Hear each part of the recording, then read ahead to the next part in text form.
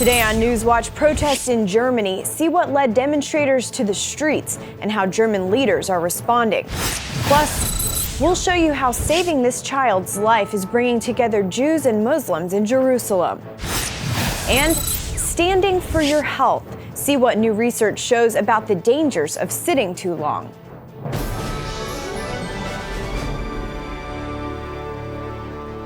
Thanks for joining us for CBN NewsWatch. I'm Caitlin Burke. A New Year's Eve attack on scores of women has one German town on edge. Over the weekend, thousands took to the streets of Cologne to protest a string of vicious sexual attacks by men reportedly of Arab and North African descent. More than 200 women have filed a criminal complaint alleging molestation and groping. The attacks come as German leaders face mounting pressure to deal with the influx of migrants from the Middle East. George Thomas has the details. Tensions are rising in Germany's fourth largest city. Protesters took to the streets of Cologne over the weekend, furious about a string of shocking sexual assaults. I am here today because we're all very sad about the things that happened here. The attacks happened during New Year's celebrations in Cologne's main square, when hundreds of young men, reportedly of Arab and North African origin, attacked scores of women. More than 500 women have filed criminal complaints, 40% of them saying they were molested and groped by men. Cologne has been on edge since last Friday, when reports surfaced that refugees who recently arrived in the country were among the suspected attackers. Scores of women stood in front of this cathedral protesting sexual violence. It is about making clear that we will not stop moving around freely and to protest against victim bashing and women being abused. Germany's Chancellor Angela Merkel is facing tremendous pressure after allowing more than 1 million refugees into the country in 2015. Over the weekend, some 2,000 anti-Muslim protesters also took to the streets, demanding that Germany closes its borders to refugees. I am shaken by the events of New Year's Eve, but it is not only about that incident. What is happening at the moment in Germany is concerning. I am worried. I do not have the feeling that this is still my country. A counter-demonstration defending refugees took place simultaneously in another part of the city. We're upset and angry as women of the sexual violence that happened here in Cologne on New Year's Eve. But we're even more upset and angry that there are racists that are using this for their racist propaganda, because sexual violence is a global issue. It's a German issue as well as an international issue. Chancellor Merkel's popularity has dropped since refusing to limit the number of refugees coming into Germany. Almost 3/4 of those polled in a recent survey say migration was the most important issue for the government to deal with this year. Merkel announced a plan Saturday making it easier to deport refugees who commit crimes, following the sexual assault attacks almost 2 weeks ago. George Thomas, CBN News. Police in Philadelphia are investigating a tip that a man who attacked a police officer is connected to a radical group. Last week, Edward Archer approached a police car firing at least 13 shots and wounding an officer. Archer was captured by other officers about a block away. The Philadelphia Police Department says it received a tip that Archer had an affiliation to a group with radical beliefs. Investigators say Archer told them he was following Allah and pledged allegiance to the Islamic State group. And he believed the police department defends the laws that are contrary to Islam. Hamas and the Palestinian Authority are praising an Israeli Arab as a martyr after he was killed in a gun battle with Israeli security forces on Friday. Nishat Milhelm killed 2 Israelis in a terror attack on a Tel Aviv pub a week earlier. He's believed to have killed a Tel Aviv taxi driver during his escape. The attack gripped the country because Milhelm was at large for a week. He was found hiding out in a house in his home village in northern Israel Friday. He fired the same submachine gun he'd used during the terror attack at security forces. At least 28 Israelis have been murdered in Palestinian stabbing, shooting, and car ramming attacks during the last 4 months. The war of words between Saudi Arabia and Iran intensified over the weekend. As Chris Mitchell reports from Jerusalem, the conflict between the two main powers of Sunni and Shiite Islam is spreading in the region. Thousands of Iranians demonstrated against Saudi Arabia for executing a top Shiite cleric. They carried pictures of the executed Sheikh Namir, and many shouted, "Death to the House of Saud." Saudi Arabia has collapsed and has been isolated. It has shown its true nature and has joined the club of wickedness and brutality. It has proved its anti-human nature to the world. Those countries who cooperate with Saudi Arabia will be humiliated, and human society has no respect for them. Meanwhile, in Pakistan, a Sunni nation, the chief of the army announced that any threat to the territorial integrity of Saudi Arabia by Iran would provoke a sharp response from Pakistan. He said they would, quote, wipe Iran off the map. In Cairo, the Arab League held an emergency meeting of foreign ministers. Saudi Arabia's foreign minister said Iran's attack on the Saudi embassy in Tehran after the execution of Sheikh Namir was the latest incident in decades of aggression. After the attack, Saudi Arabia cut diplomatic ties with Iran. He warned Iran risked being rejected by all the Arab countries of the region. If Iran wants to have a positive role in the region, they have to deal with their neighbors. Like it happens everywhere in the world, they should have good relations and not interfere with others' issues, rejecting terror and not supporting it. If Iran would do so, it would be possible to live peacefully in the region as neighbors, but if they continue to support sectarian aggression, terror, and violence, they will face the rejection of the Arab countries. Many experts don't expect a direct conflict between the two Middle East superpowers, but it's likely the proxy wars they're fighting in Yemen, Syria, and Iraq will intensify. Chris Mitchell, CBN News, Jerusalem. A Christian woman falsely accused of blasphemy in Pakistan is forgiving her persecutors. Asia Bibi has been imprisoned in Pakistan for 7 years. She was sentenced to death after being accused by Muslim co-workers of blasphemy against Muhammad. Still, her family recently gave a statement from Bibi to an Italian newspaper saying, quote, "I forgive my persecutors, those who have falsely accused me, and I await their forgiveness. Although I have been in prison for 7 years, I do not hate those who did me wrong." A new bill in Indiana is seeking to replace a state law that protects religious freedom. State lawmakers will consider a proposal that would throw out the Religious Freedom Restoration Act, a law signed by Governor Mike Pence that bans any state law that would substantially burden a person's ability to follow his or her religious beliefs. The new proposed bill aims to protect 6 fundamental rights: the state constitutional rights to worship, religion, exercise of religion, speech, assembly, and to bear arms. Gay rights advocates argue the current law in the new bill allow discrimination against gays. Anne Graham Lotz has issued another prophetic warning to America. The daughter of Billy Graham wrote on her website, quote, "Our national and global situation will get worse." She says she's been warned repeatedly in her spirit that the enemy is advancing. "And I feel compelled, like Jehoshaphat, to lead God's people, also in a desperate prayer for help before we plunge past the point of no return into the abyss of God's judgment." But Lot says there is hope, quoting verses from the books of Isaiah and 2 Chronicles that the Lord will rise, fight, and win the battles. To find out more about Lotz's warning and her message of hope, you can go to cbnnews.com. Coming up, a unique Middle East peace plan. Muslims and Jews come together to save the life of a child. That's next.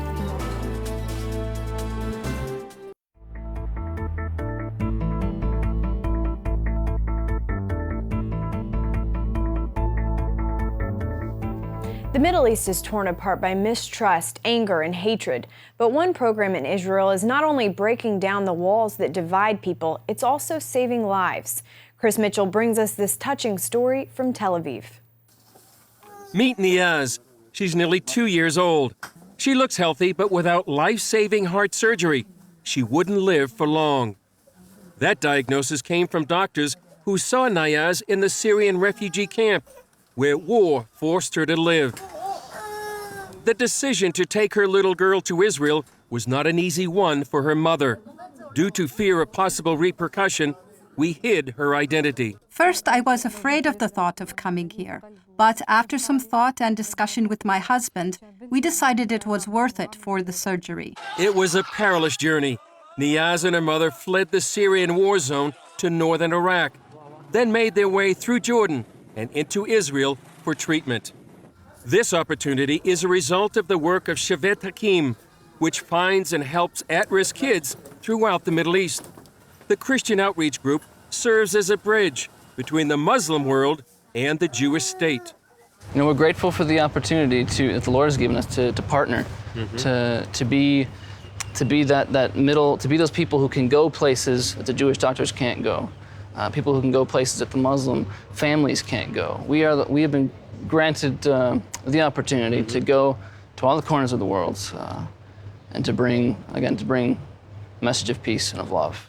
They work together with partners such as Save a Child's Heart and hospitals like the Wolfson Center in Tel Aviv. They provide life-saving surgery for children, often from places that consider Israel the enemy. Dr. Lior Sasson co-founded the program 20 years ago. Maybe people will call me naive, but I think dealing with the Palestinians and patients coming from enemy's countries, and they know what we did for their child, and it put everything in new perspective. It seems that we are not the monster that everybody wants to draw us. I think it's like trust-building steps. When Niaz arrived, doctors gave her a grim prognosis. She already had damage to the lungs.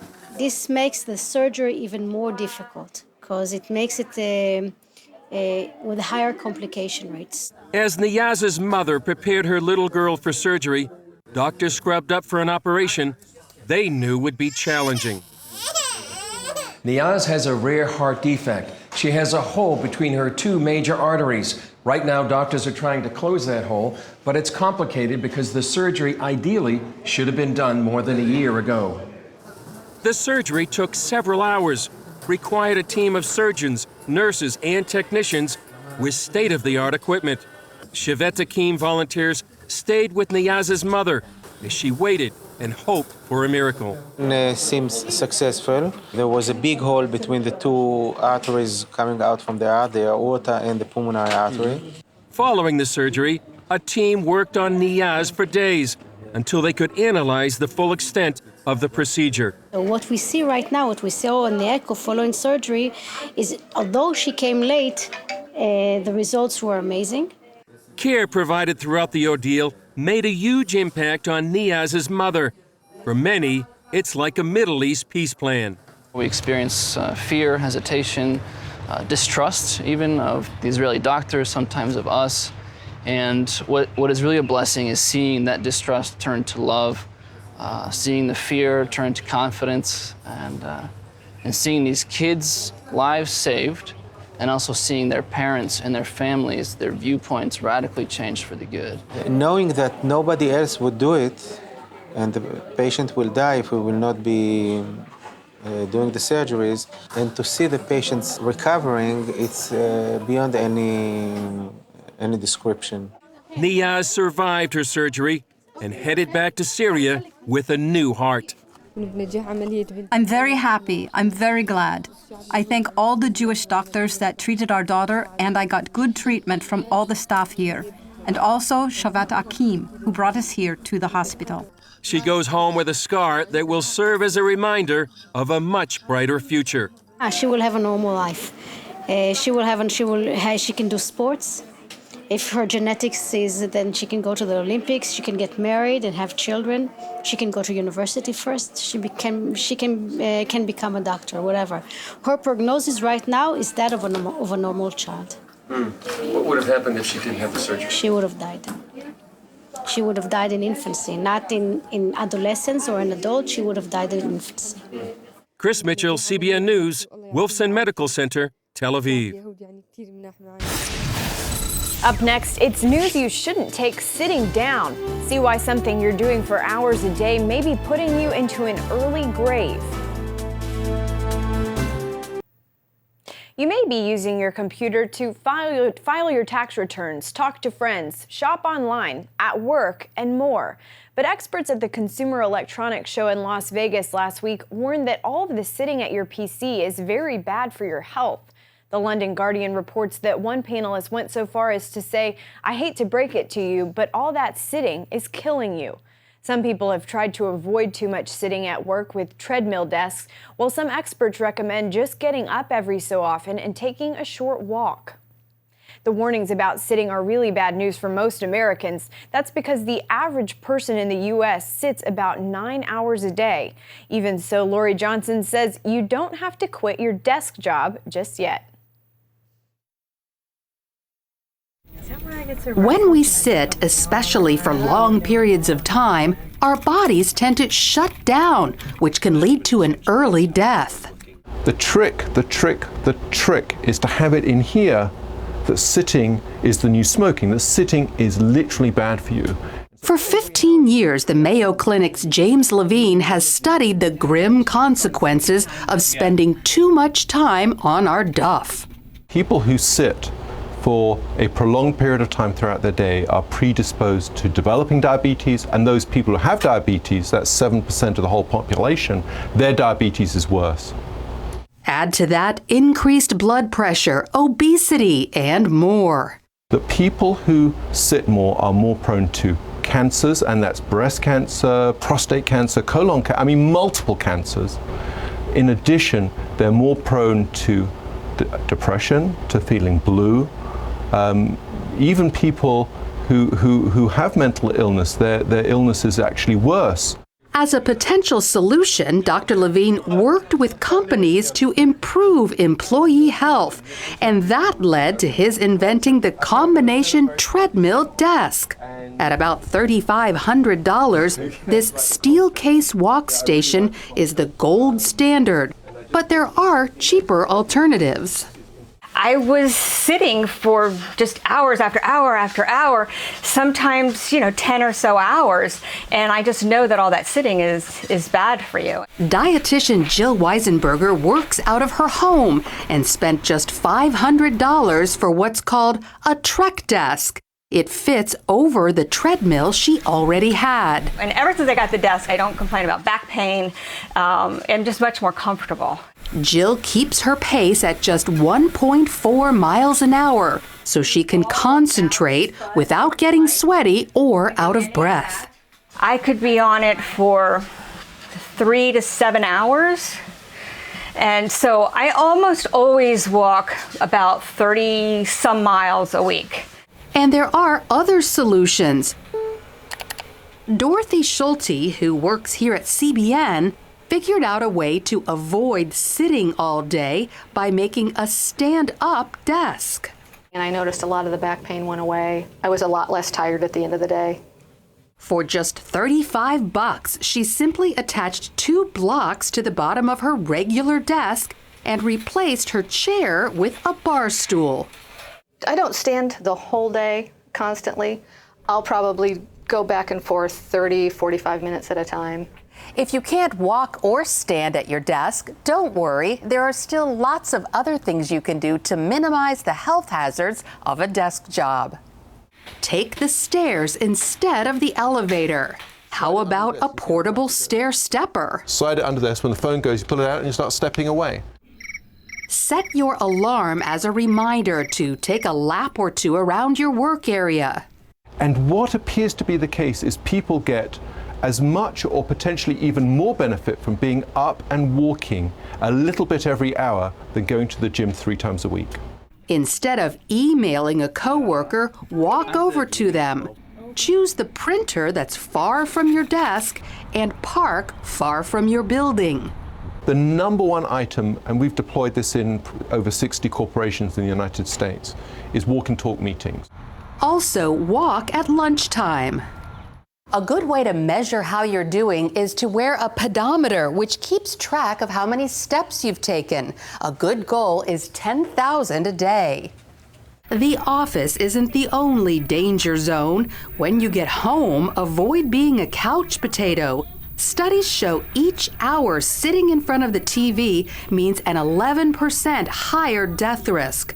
So the bottom line is there are lots of ways to get off your bottom. That way you can keep your desk job and your good health. Lori Johnson, CBN News. I'm not sure I'm coordinated enough for a treadmill desk, but I might have to look into one of those standing desks. Stay with us. We'll be right back.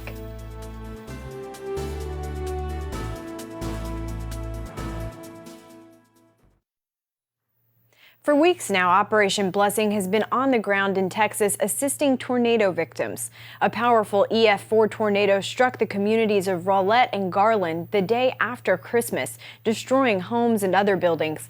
Operation Blessing sent over 2,000 volunteers who are assisting with cleanup and the rebuilding process.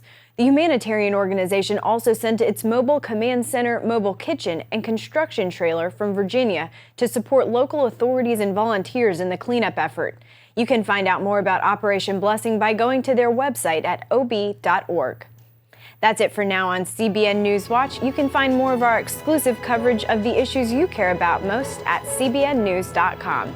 And tell us what you think about the stories you've seen here. You can do that on Facebook or at CBN News on Twitter. We hope you'll join us next time. Have a great day.